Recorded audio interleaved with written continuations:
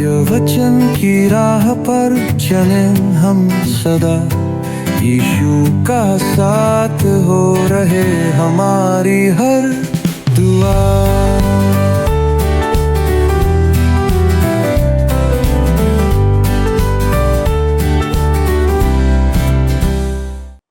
प्रिय मित्रों, आप सभी को प्रभु यीशु मसीह के नाम में नमस्कार। एक बार पुनः मैं आप सभी दर्शकों का इस क्रमबद्ध बाइबल अध्ययन कार्यक्रम सत्य वचन में स्वागत करती हूँ।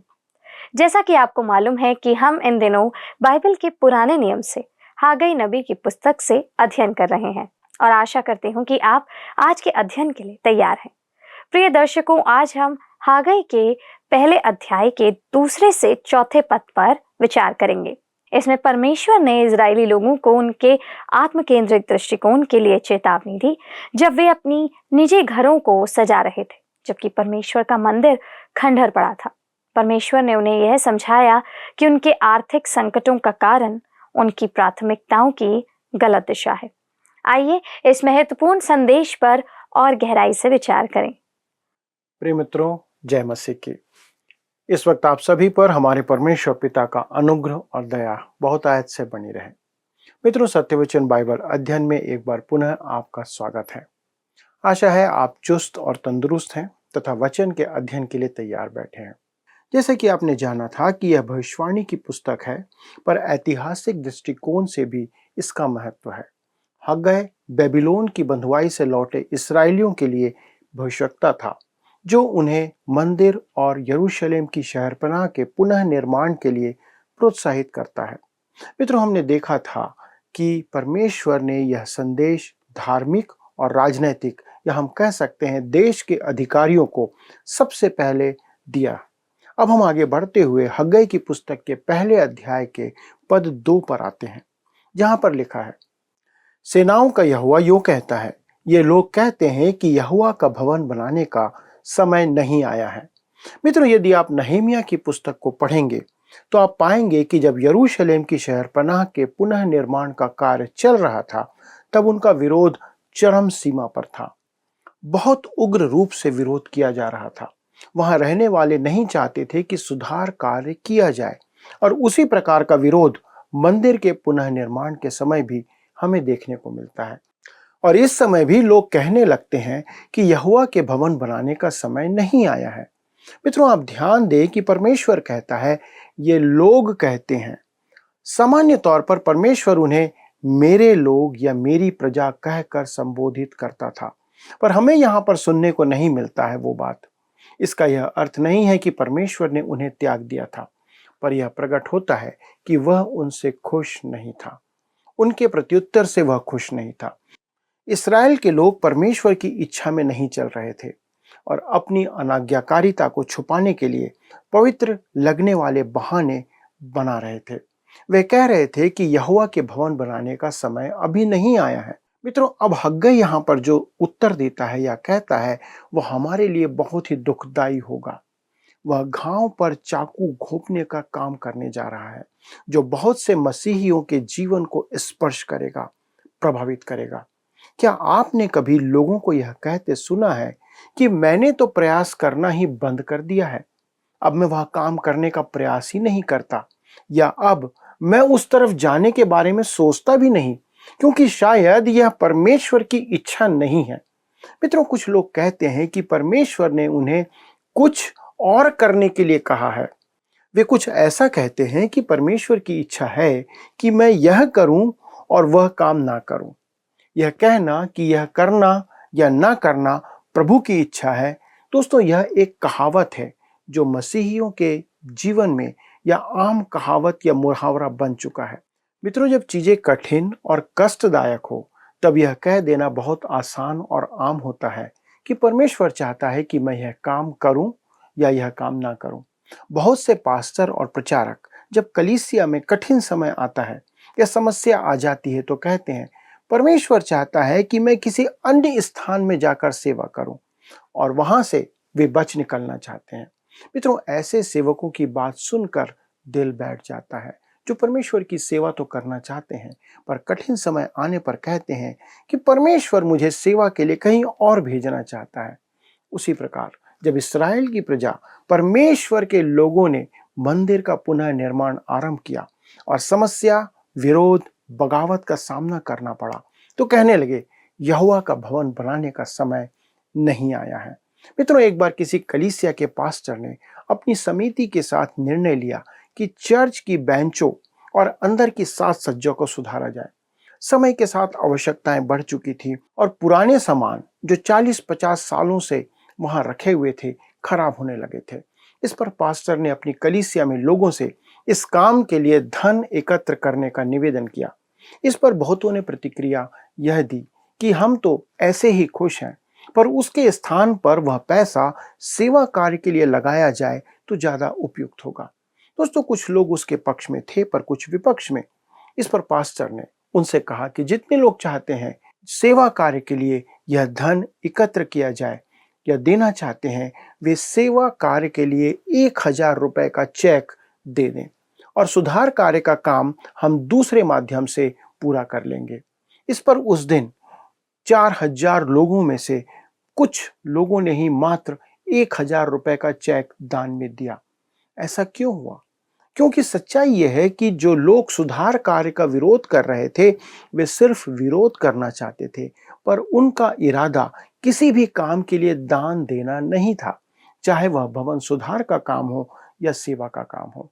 वे केवल बहाना बना रहे थे, परंतु वे कह रहे थे यह परमेश्वर की इच्छा नहीं है कि सुधार कार्य कलीसिया में किया जाए, पर इसके स्थान पर इस धन को सेवा के लिए दिया जाए। और वे कहना चाहते थे कि अभी परमेश्वर के भवन को सुधारने का या बनाने का समय नहीं आया है। मित्रों, आज ये परिस्थिति हमारे जीवन में, कलीसियाओं में बनी हुई है। हमें परमेश्वर के भवन और सेवा कार्य दोनों को करने की आवश्यकता है, पर जब आप ऐसा काम के लिए प्रस्ताव देंगे तब आपको विरोध का सामना करना पड़ सकता है या निश्चित तौर पर पड़ेगा। सभी कलीसिया में आपको एक ऐसा समूह मिलेगा, एक छोटा सा समूह जो कुछ नहीं करेगा, पर आपके सभी कार्यों में वह विरोध अवश्य करेगा और उस बात में बहाना यह बनाएंगे कि धन का उपयोग सेवा के लिए होना चाहिए, दूसरे कामों में खर्च नहीं किया जाना चाहिए। पर वे ही हैं जो किसी काम के लिए दान कभी नहीं देते। मित्रों, हग्गै नबी यहाँ पर जिस बात को संबोधित कर रहा था, उन्होंने भी उसी प्रकार इस प्रकार का तर्क यहाँ पर दिया था, बहाना बनाया था। हग्गै उनके घावों से पट्टी उतार कर उस पर वार कर रहा था जो उन्हें पीड़ा दे रहा था। अब यहाँ पर हम देखते हैं कि पहला संदेश जो 1 सितंबर 520 ईसा पूर्व को दिया गया था, उसके बाद अब यहाँ पर आप देखते हैं, कृपया यहाँ ध्यान दें कि हग्गै परमेश्वर का वचन उन्हें सुना रहा था। और अब हम पद 3 और 4 पर आते हैं, जहां पर लिखा है, फिर यहोवा का यह वचन हग्गै भविष्यद्वक्ता के द्वारा पहुंचा, क्या तुम्हारे लिए अपने छत वाले घरों में रहने का समय है, जबकि यह भवन उजाड़ पड़ा है। मित्रों, आप समझ सकते हैं कि ये वे ही लोग थे जो कह रहे थे कि यहोवा का भवन बनाने का समय नहीं आया है, पर उन्होंने अपने घर बना लिए थे। उनके लिए यह काम करने का समय था, पर परमेश्वर उनसे कहता है कि तुम अपने लिए छत वाले घर बना रहे हो, जिसका अर्थ है कि वे अपने लिए छत वाले सुंदर घर बना चुके थे। आलीशान घरों में वे रह रहे थे और करीब पिछले 15 साल से जब से वे अपना घर बना रहे थे, तब परमेश्वर का भवन ऐसा ही, वो मंदिर ऐसे ही उजाड़ पड़ा हुआ था। मित्रों, यह बहुत चौंकाने वाला है, पर मैंने अपनी सेवा के वर्षों में यही पाया है और आपने भी अनुभव किया होगा कि बहुत से लोग हैं जो कहते हैं कि मुझे लगता है कि यह परमेश्वर की इच्छा है कि मैं आपकी सेवा को सहयोग दूं, पर जब उनके लिए समय कठिन हो जाता है तब वे कहते हैं, पास्टर जी, मुझे लगता है कि यह परमेश्वर की इच्छा नहीं है कि मैं आपकी सेवकाई को इस समय सहयोग दूं। मित्रों, आप देख सकते हैं, जैसे ही कठिन समय आता है, लोग अपना निर्णय बदल कर उसे परमेश्वर की इच्छा कहकर बहाना बनाने का काम करते हैं। पर यदि वह उनके स्वयं लाभ के लिए हो तो ऐसा करने से वे कभी पीछे नहीं हटते, वे आगे बढ़ते चले जाते हैं। अधिकांश लोग ऐसे ही होते हैं। हम बहुधा वही करना चाहते हैं जो हमारे लाभ के लिए, हमारे हित से संबंध रखता है। मित्रों, सोचने की बात यह है कि हग्गाई के दिनों में कैसे वे लोग अपने लिए भव्य छत वाले घर बनाने में सक्षम थे, जबकि कठिनाई उनके सामने भी रही होगी, समस्याएं उनमें भी आ रही होंगी, पर वे परमेश्वर के मंदिर बनाने के लिए उन्हीं समस्याओं और कठिनाइयों का सामना करने को तैयार नहीं थे। और उनका बहाना यही था कि अभी यहोवा का भवन बनाने का समय नहीं आया है, यह परमेश्वर की इच्छा नहीं है कि हम इस समय भवन निर्माण करें। मित्रों, लोगों से यह सुनना कितना निराशाजनक है कि वे परमेश्वर का कार्य ना करने के लिए झूठे बहाने बनाते हैं। परमेश्वर की योजना और इच्छा के बारे में कुछ जानते हैं? मेरे हिसाब से कुछ नहीं।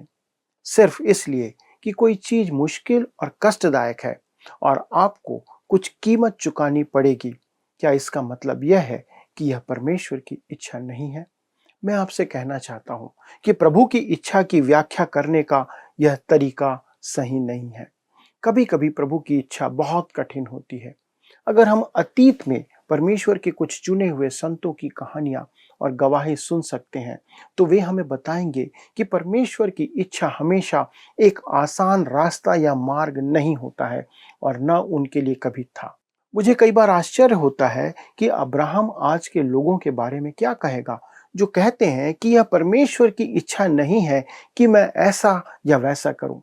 मित्रों, आप जानते हैं अब्राहम कसदियों के ऊर देश में रहता था। वह व्यक्ति जो इस्राएलियों का पिता बनने जा रहा था, निसंदेह वह एक अच्छा व्यवसायी था, अच्छा बिजनेसमैन था। ऊर में उसका अच्छा खासा व्यापार था, जो उन दिनों का बहुत ही सभ्य और समृद्ध शहर था। वह एक विलासिता का शहर था। एक दिन परमेश्वर ने अब्राहम से कहा, अब्राहम, मैं चाहता हूं कि तू ऊर को छोड़कर वहां चला जा। अब्राहम के लिए यह तर्क देना बहुत आसान होता और वो कह सकता था, शायद मैंने परमेश्वर की बात को सही नहीं समझा, वह मुझे इस स्थान को छोड़ने के लिए नहीं कह सकता। ऐसा नहीं होगा। जीवन यहाँ आसान और सरल है।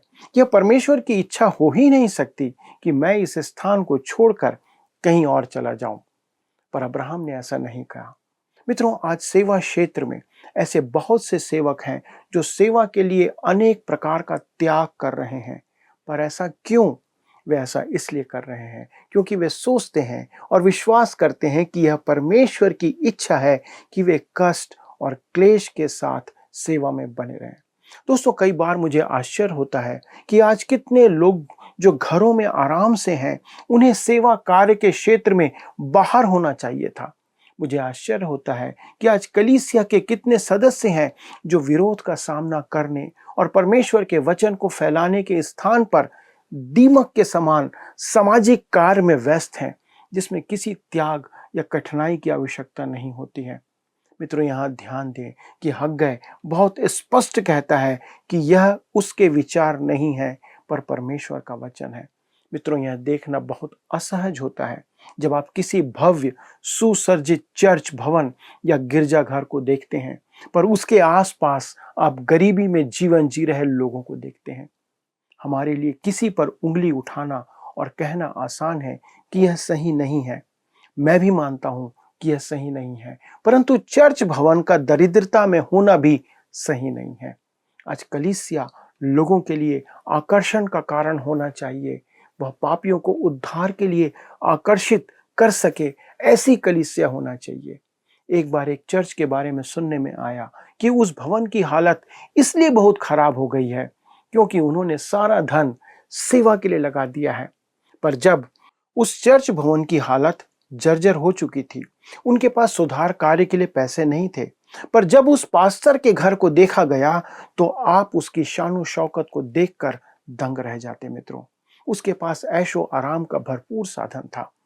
ऐसों को देखकर हम विचार करने पर मजबूर हो जाते हैं कि क्या वे सच्चाई के साथ सेवा कर रहे हैं। मित्रों, मैं आपसे एक प्रश्न पूछना चाहता हूं। आप अपने ऊपर कितना खर्च करते हैं? और आप परमेश्वर के लिए या उसके भवन के लिए या फिर उसकी सेवा के लिए कितना खर्च करते हैं? मित्रों, यह आपका एक व्यक्तिगत मामला है। इसमें हम कोई हस्तक्षेप नहीं कर सकते, पर आप ही इसके बारे में जानते हैं।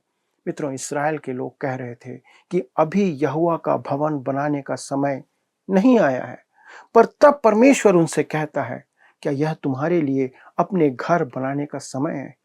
आज कलीसिया में बहुत पाखंड भरा हुआ है। यह सुनना बहुत दुखी करता है जब विश्वासी लोग घमंड से कहते हैं कि वे परमेश्वर के लिए क्या कर रहे हैं और स्वयं के लिए क्या कर रहे हैं। वे जो स्वयं के लिए करते हैं वह परमेश्वर के लिए किए गए कार्य से 1000 गुना अधिक होता है। मित्रों, मैंने आपसे कहा था कि हगै जो उत्तर देता है वह आपको निश्चित तौर पर आहत करेगा। उसे इस बात के लिए कभी भी सराहना प्राप्त नहीं होगी जो उसने कहा। किसी भी मनुष्य को गहरी और आरामदायक नींद से जगाना जाना पसंद नहीं है। ऐसा करने वाला अपराधी माना जाता है और उसे पुरस्कृत नहीं किया जाता, बल्कि दंडित किया जाता है। मित्रों, आज ऐसे निर्माता हैं जो सुखद ध्वनि वाली अलार्म घड़ियां बने हुए हैं, लेकिन वे केवल अलार्म घड़ियां ही हैं। आज अनेक राष्ट्र समृद्ध, शक्तिशाली, आरामदायक, संतुष्ट और तृप्त हैं। हम ऐसे स्थान पर आ चुके हैं जहां कोई भी हमें परेशान करता है या हमारे विरुद्ध अलार्म बजाता है या सायरन बजाता है तो उसके लिए दुख की बात हो जाती है, हम उसके विरुद्ध हो जाते हैं। किसी देश में एक चर्च को घंटियां बजाने से रोक दिया गया था क्योंकि इससे रविवार की सुबह पड़ोस में रहने वाले लोग जाग जाते थे, उनकी नींद खराब हो जाती थी। जॉन बैप्टिस्ट को अपना सिर खोना पड़ा था क्योंकि एक राजा के पापपूर्ण जीवन की निंदा करने के लिए नहीं, बल्कि एक उपद्रव और विपत्ति की घोषणा करने वाला साबित किए जाने के कारण। दोस्तों, यही कारण है कि परमेश्वर के किसी भी भविष्यवक्ता को प्रसिद्धि प्राप्त नहीं होती है, न हुई है। उन्हें सम्मानित नहीं, पथरवाह किया गया।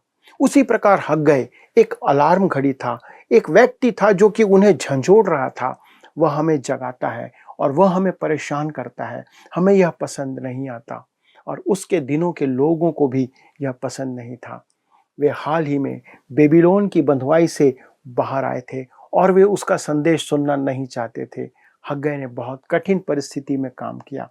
वह एक तरफ चट्टान और दूसरी तरफ कठिन स्थान के बीच में खड़ा था, फिर भी उसने अपने लोगों को परमेश्वर के लिए कुछ करने के लिए जगाने का प्रयास किया। उसका तरीका बहुत ही असामान्य था, हालांकि किसी भी तरह से मौलिक यह नहीं था। आज हमारे दिनों में उसका तरीका उपयोग नहीं किया जा रहा है, पर मुझे लगता है कि आज यह हमारे दिनों में परमेश्वर के काम के लिए प्रभावशाली साबित हो सकता है। मित्रों, परमेश्वर का वचन हमें जगाने का काम करता है, हमें नींद से उठाने का काम करता है। इसलिए हमें बाइबल का अध्ययन करते रहना चाहिए, क्योंकि यदि हम नींद में रहेंगे तो कुछ नहीं कर सकते, पर वचन के द्वारा यदि हम जाग जाते हैं तो हमारे बच जाने की संभावना बढ़ जाती है और बनी रहती है। आइए मित्रों, हम वचन के द्वारा जागृत हो जाएं और परमेश्वर के वचन को हमारे जीवन में काम करने दें। क्या आज का वचन, आज का ये संदेश आपको किसी काम के लिए जागृत किया? क्या आपको अंदर से आज परमेश्वर के वचन ने झंझोड़ा कि हाँ, आपसे परमेश्वर कह रहा है कि आपको किसी सेवा कार्य के लिए आगे बढ़ना चाहिए? यदि हाँ, तो आइए हम परमेश्वर को प्रार्थना में धन्यवाद दें। हमारे स्वर्गीय पिता परमेश्वर, हम धन्यवाद देते हैं प्रभु कि आपका वचन हमें जगाता है, जागृत करता है, हमारी नींद को तोड़ने का काम करता है। परंतु आज संसार के लोग इस नींद के तोड़े जाने से नाराज होते हैं, क्रोधित होते हैं। प्रभु, आप अनुग्रह करें कि आपका वचन जब हमें जगाए तो हम प्रभु आपकी आवाज़ सुनने के लिए तत्पर हो जाएं। प्रभु, आज आप हर एक से बातें करते हैं, हर एक के लिए प्रभु आपके पास एक संदेश है, क्योंकि आप उन्हें अपनी सेवा के लिए आगे बढ़ाना चाहते हैं। पिता, आपका मंदिर का कार्य अधूरा है। आज कलीसिया में अनेक लोगों के आने की जगह खाली है, जिसके लिए प्रभु आपने आपके विश्वासियों को संसार में भेजा है कि वे आपका वचन लोगों तक लेके जाएं। हमारी प्रार्थना है पिता कि आज का ये संदेश हमारे बहुत से दर्शकों के लिए, हमारे जवान बच्चों के लिए, हमारे भाइयों और बहनों के लिए प्रभु एक उत्साह वर्धन का काम करे, कि वे आपकी सेवा के लिए आगे बढ़ें, आपके वचन को लोगों तक ले जाने के लिए तत्पर होने पाए। पिता, हम धन्यवाद देते हैं ऐसे वचन के लिए जो हमारे अंदर आग लगाता है, जो हमारे अंदर एक जागृति ले आता है, क्योंकि प्रभु आपका वचन जीवित है और उसमें सामर्थ है। प्रभु, हम धन्यवाद देते हैं इस सुंदर वचन के लिए, और हम सब मिलकर धन्यवाद के साथ इस विनती को प्रभु यीशु क्रिस्त के नाम से मांगते हैं, आमीन। प्रिय जवान बच्चों, यदि आप परमेश्वर की सेवा करना चाहते हैं तो आप हमसे संपर्क करें। हम आपके मार्गदर्शन कर सकते हैं, आपकी सहायता कर सकते हैं। इसलिए हमें आपके फोन का इंतजार बना रहेगा। अगले प्रसारण तक परमेश्वर का अनुग्रह और उसकी दया आप पर बनी रहे। प्रभु आपको आशीष दे। मित्रों, आज हमने देखा कि परमेश्वर ने इस्राएली लोगों की आत्मकेंद्रता और आध्यात्मिक लापरवाही की आलोचना की है। उन्होंने अपने घरों को सुसज्जित किया जबकि परमेश्वर का मंदिर खंडर पड़ा था। यह संदेश आज हमारे लिए भी प्रासंगिक है। हागै की यह भविष्यवाणी हमें आत्मनिरीक्षण और परमेश्वर के कार्यों में सक्रिय भागीदारी होने की प्रेरणा देती है। क्या आज हम अपनी आध्यात्मिक जिम्मेदारियों को प्राथमिकता देते हैं या भौतिक सुख सुविधाओं को देते हैं? आइए हम अपनी प्राथमिकताओं का पुनः मूल्यांकन करें और परमेश्वर के कार्यों में सक्रिय रूप से भाग लें। मित्रों, अगले प्रसारण में आपसे फिर से मुलाकात होगी और इसी तरह महत्वपूर्ण बातों को हागै की पुस्तक से सीखेंगे।